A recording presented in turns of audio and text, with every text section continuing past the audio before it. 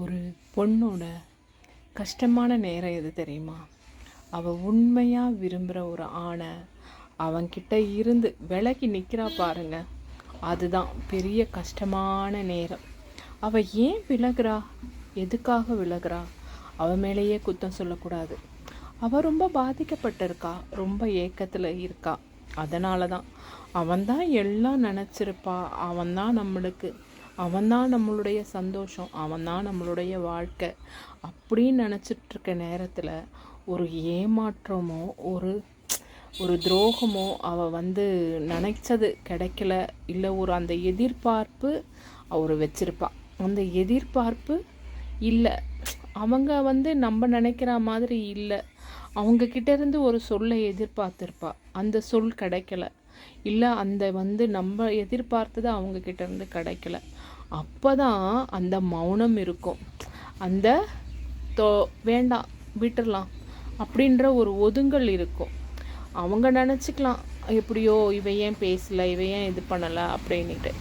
ஆனால் அவளுடைய ஏக்கமும் அவளுடைய தவிப்பும் அவளுடைய ஏமாற்றமும் அவளுக்கு தான் தெரியும்.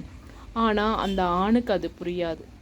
அவன் அந்த பெண்ணுக்கு நல்லபடியாக கிடச்சிட்டானா ஒன்றுமே இல்லை அவளுக்கு வாழ்க்கையில். அவன்தான் வாழ்க்கை எல்லாமே. ஆனால் அது எத்தனை பெண்ணுக்கு கிடைக்குது? அதே நினச்சவன் சந்தோஷமாக நினச்சவன் கிடச்சிட்டா அதை விட என்ன அவளுக்கு?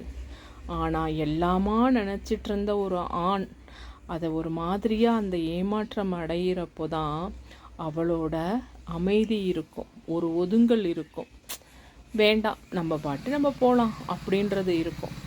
அதை அவங்க புரிஞ்சிக்கலைன்னா ஒன்றுமே பண்ண முடியாது. அவளோட ஏமாற்றத்தினால தான் அந்த அமைதிக்கு பின்னாடி ஒரு ஏக்கமும் ஒரு ஏமாற்றமும் கண்டிப்பாக இருக்கும்.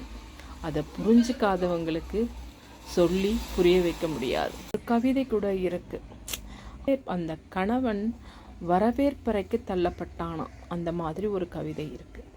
ஆமாம், கணவனாகவே இருந்தாலும் அவளுக்கு மனசுக்கு ஒப்பலைனா அவன் வரவேற்பறை வரைக்கும் தான். அதை புரிஞ்சுக்கிட்டா பிழைச்சிக்கலாம், புரியாதவங்களுக்கு சொல்லி புரிய வைக்க முடியாது.